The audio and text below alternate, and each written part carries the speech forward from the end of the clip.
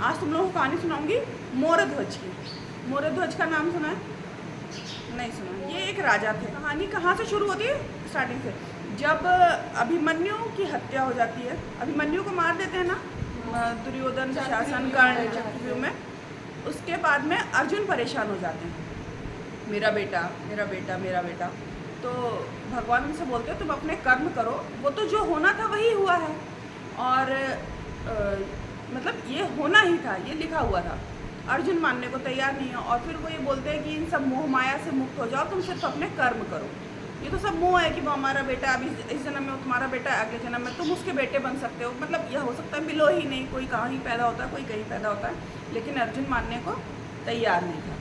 इसकी एक तरीके से और कहानी आती है कि अर्जुन ये बोलते हैं कि सबसे बड़े जो धर्मराज युधिष्ठिर कहलाते थे ना, तो बोलते हैं कि सबसे बड़े धर्म पे चलने वाले हमारे भाई युधिष्ठिर है। तो कृष्ण भगवान बोलते हैं कि इससे भी बड़ा एक धर्मराज है जो धर्म के लिए कुछ भी कर सकता है, चलो आज तुमको उससे मिलवाते हैं। तो ये दो कारणों से कृष्ण भगवान अर्जुन को लेकर जाते हैं काशी, जहाँ पर ये राजा रहते हैं मोरध्वज।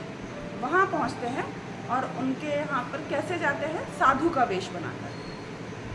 कृष्ण जी ने भी साधु का वेश बनाया और अर्जुन ने भी, और अपने साथ में एक शेर ले लिया। ठीक है, लेकर गए वहाँ उनके राज्य में पहुँचे, पूछा कहाँ है राजा, राजा के पास पहुँचे, राजा के पास ले जाए गए, बुलाया राजा को और बोले कि राजा ने पूछा कि महात्मा क्या मतलब क्या सेवा कर सकते हैं हम आपकी? तो उन्होंने कहा हमें तो और कुछ नहीं चाहिए, हमारा शेर भूखा है, उसको आपको भोजन करवाना होगा। कौन सी बड़ी बात है? राजा ने बोला ठीक है आप बैठिए और हम मांस का इंतज़ाम करते हैं इसके लिए। तो उन्होंने बोला नहीं नहीं नहीं नहीं, मांस तो नहीं, मतलब ऐसे किसी जानवर को क्यों मरवाओगे तुम? देना ही है तो कुछ अपने घर से दो। ये कौन सा दान होता है कि तुमने किसी का बच्चा मरवा दिया? मतलब किसी भी जानवर का करना है तो कुछ अपना करो। तो वो सनक जाते हो, कहते ये कौन सी बात होती है? मतलब जानवर वैसे भी जानवर को ही खाते हैं। तो वो कहते हैं कि फिर आप बताइए क्या करना है? तो कहते हैं कि तुम्हारे परिवार में कौन कौन है? वो बताते हैं कि हमारे परिवार में मैं हूँ, मेरी पत्नी और मेरा 5 साल का बेटा है। तो वो कहते हैं कि एक काम करो, फिर अपने बेटे को ही मतलब मार के और मेरे शेर के सामने डाल दो। तो अभी कोई कैसे कर सकता है? 5 साल का बच्चा, 5 साल का नहीं भी हो, मतलब बच्चा तो बच्चा है किसी का। तो कहते हैं महाराज इसकी क्या ज़रूरत है, अगर आपको मांस ही चाहिए है तो मैं कुछ और इंतज़ाम करता हूँ। कहते कि अगर ऐसा था तो तुम्हारा बड़ा धर्म के लिए नाम होता है कि तुम जो बोल देते हो वो तुम करते हो, धर्म के रास्ते पर चलते हो, तुमने दान देने का बोल दिया है, तुम्हारे यहाँ से साधु वापस नहीं जाएगा, ऐसा तुम प्रिटेंड तो करते हो, लेकिन ऐसा हो तो रहा नहीं है। तो कहते महाराज बात वो नहीं है, लेकिन अपना बच्चा कोई कैसे दे दे? तो कहते कि मना कर दो तो साधु यहाँ से खाली हाथ चले जाएंगे। तो कहते हैं कि एक काम करता हूँ, जब बहुत ज़्यादा बात होती है और जब ये लगता है कि अब हम कुछ कर नहीं पाएंगे, तो वो कहते हैं कि मैं एक काम करता हूँ, मैं अपने आप को मार देता हूँ और अब मेरा मांस शेर को खिला दो। तो साधु क्या बोलते हैं कि ऐसा नहीं हो पाएगा, हमारा शेर बूढ़ा है, तुम्हारा मांस बहुत कठोर है, हमारा उसके दांत है नहीं तो वो तो खा नहीं पाएगा, हमें तो मुलायम मांस चाहिए, जो आपके 5 साल के बच्चे का मुलायम मुलायम मांस होगा, उससे उसको वो खा सकता है। तो कहते हैं कि जाओ एक काम करो, तैयार हो तो बताना। तो बहुत ज़्यादा सोचने के बाद में अब या तो धर्म पे चले और या बेटे से गया, मतलब क्या कर सकता है? तो वो जाता है अपनी पत्नी के पास, यहाँ तैयार हो जाता है, साधु से बोलता है कि ठीक है कर लेंगे हम ऐसा। फिर वो कहते हैं कि एक काम करो, जाओ अपनी पत्नी से भी जाकर पूछ लो, अपनी रानी से पूछ लो, कहीं वो मुकर गई तो वो कहता है कि नहीं नहीं, मेरी पत्नी भी धर्म के रास्ते पर ही चलने वाली, वो ऐसा होगा नहीं। कहते जाओ जाकर एक बार बात कर लो तुम। वो जाते हैं अपनी पत्नी से बात करते हैं कि 2 साधु आए हैं और साथ में एक शेर लाए हैं और कह रहे हैं कि उनको अपने बेटे का मांस चाहिए खिलाने के लिए।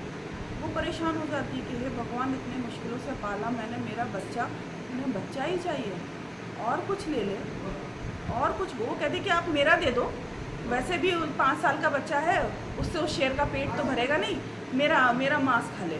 बहुत रोती है, बहुत, दोनों ही रो रहे थे, दोनों मम्मी पापा हैं, परेशान होते हैं। तो लेकिन वो कह देते हैं कि नहीं नहीं, वो तो उसी का मांग रहे हैं, कह रहे हैं कि उसका मांस मुलायम है। तो बहुत सारी बातें होती हैं, बहुत रोती हैं कि हे भगवान, अब मैं रात में मेरे 5 साल के बच्चे को अपने गले से लगा कर सोती थी, आज मेरा बच्चा भी नहीं रहेगा। मतलब शेर के आगे हम कैसे डाल दें अपने बच्चे को, और ये कौन सा दान है।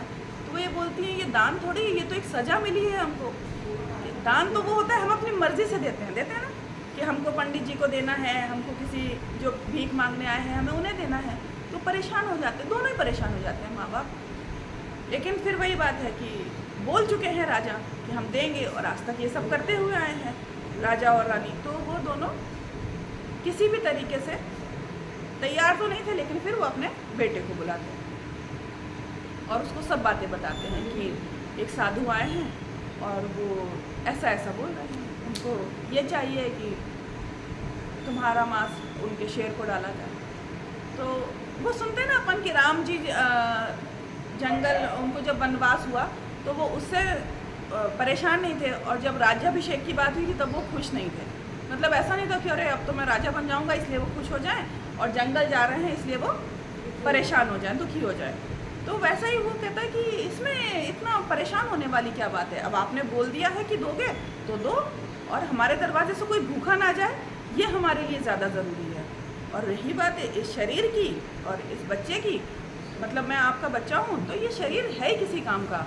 आप ये बताओ कि शेर की खाल काम में आती है, बकरी की खाल काम में आ जाती है, शरीर मनुष्य की खाल तो किसी काम में भी नहीं आई है। ये तो मेरा सौभाग्य है कि मैं किसी का भोजन बनने जा रही हूँ, किसी का पेट भर जाएगा, कोई भूखा है। तो वो इस तरीके की बातें करता है, लेकिन ये सब बातें सुनकर तो माँ बाप बहुत परेशान हो जाते हैं कि मेरा ज़रा सा बच्चा और इतनी समझदारी भरी बातें कर रहा है। लेकिन कैसे भी करके वो तैयार होते हैं और साधुओं के सामने दोनों जाते हैं, तीनों जाते हैं, बोलते हैं कि ये रहा। तो कहते हैं ऐसे थोड़ी, वो कहते हैं ऐसे ही थोड़ी कि मतलब तुमने दे दिया और हम ऐसे खिला दें, हम इतने निर्दयी थोड़ी हैं कि जिंदा बच्चे को डाल देंगे। आप एक काम करो कि इसको काट कर डालो। तो अब और परेशान हुए, उन्होंने बात करी तो जितने भी उनके नौकर थे सब ने मना कर दिया कि अभी तक हमारे लिए ये राजकुमार था, आज हम इसको काट कैसे सकते हैं, सभी मना कर देते। फिर अब दान इन्हीं को करना है तो ये तैयार होते कि चलो हम कर देंगे। इसके बाद में जब ये तैयार हो जाते हैं तो जो साधु रहते हैं वो एक शर्त रखते हैं कि अगर आप लोगों की आंख से एक भी आंसू निकला तो ये हो जाएगा कि आप लोग ज़बरदस्ती दे रहे हो, मन नहीं है आपका, तो हमारा शेर ये खाएगा भी नहीं, तो आप लोगों के आंसू भी नहीं निकलने चाहिए। ठीक है, तैयार होते हैं वो लोग, बहुत परेशान होने के बाद में तैयार होते हैं कि ठीक है हम ही देंगे, और काटते हैं उसको, आरी लाते हैं, काटते हैं, और हालांकि उसकी कितना भी रोकेंगे है तो माही, और उसकी एक आंख से आंसू निकल जाते हैं। फिर वो बोलते हैं साधु कि देखो तुम्हारी पत्नी रो रही है, अब हम नहीं खिला सकते। तो वो कहती है कि नहीं नहीं महाराज, मैं तो इसलिए रो रही थी कि मेरे पास एक ही बच्चा था, वो भी इतना छोटा, आपके शेर का पेट नहीं भरेगा, तो मैं इसलिए रोई, बाकी ऐसा नहीं है कि मैं अपना बच्चा आपका शेर भूखा चला जाए, मैं ऐसा चाहती हूँ। तो वो कहते हैं कि ठीक है, अब एक काम करो, आधा हिस्सा जो है वो तुम अपने घर ले जाओ, आधा ही खाएगा वो, तो आधा यहाँ रह जाता है, आधा वो अंदर रख देते हैं। अब उसके बाद में कहते हैं कि अब साधु भी तो खाएंगे, भोजन तो करेंगे, उनके खाने की तैयारी करते हैं, उन्हें खाना देते हैं।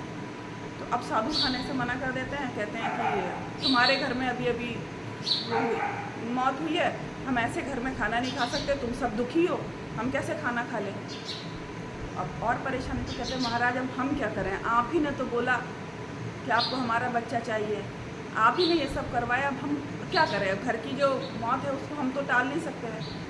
वो कहते हैं आप आवाज़ लगाओ अपने बेटे को, मतलब हमें ऐसा महसूस तो होना चाहिए कि आपके घर में कुछ भी नहीं हुआ है। अब सोचो जिसका बच्चा अभी अभी मरा हो उसको वो आवाज़ दे, कितनी मुश्किल बात है, लेकिन वो आवाज़ देते हैं और अंदर से बच्चा चल के आ जाता है। कृष्ण भगवान थे ना, वो परीक्षा ले रहे थे कि ये लोग दान के लिए, अपने धर्म के लिए क्या कुछ कर सकते हैं। तो उनका बच्चा चलकर आता है, वापस मिल जाता है, और वो अर्जुन को ये समझाते हैं कि देखो ये होता है दान या धर्म, जो अपने धर्म के लिए चलते हुए, जिन्हें ये लगा कि उनके दरवाजे पे अगर कोई भूखा आया है तो वो भूखा ना जाए, और क्योंकि वो बोल चुके हैं, एक वो होता है ना कि हमने जो बोल दिया वो हमारी ज़बान की कीमत होती है, वो ऐसी होती है। फिर उन्होंने क्या किया कि बताया अर्जुन को कि देखो ये उनका बेटा था, तुम्हारा बेटा तो फिर भी लड़के बलिदान हुआ है ना, और उन्होंने तो अपने हाथ से दिया था वो बेटा। और धर्म पे चलने वाली बात है कि जैसे वो बोलते हैं कि युधिष्ठिर सबसे बड़े धर्मराज है, तो इससे बड़ा धर्म हो सकता है क्या? आज जब हम भी दान करते हैं तो क्या सोचते हैं, अपने लिए बचा ले उसके बाद में दान करें, ऐसे ही करते हैं ना, सभी यही करते हैं कि हम भैया इतना थोड़ी दे देंगे कि हम खुद रोड पर आ जाएं।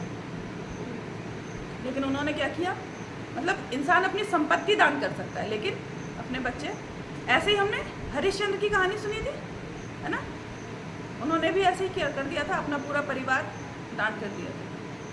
तो ऐसे ऐसे दानवीर हुए हैं। राजा का नाम क्या? मोरध्वज।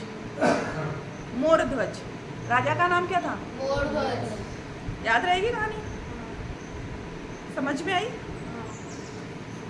तो जो लोग ऐसे काम कर जाते हैं ना जो कोई नहीं कर सकता, वो अमर हो जाता है। मोरध्वज अमर।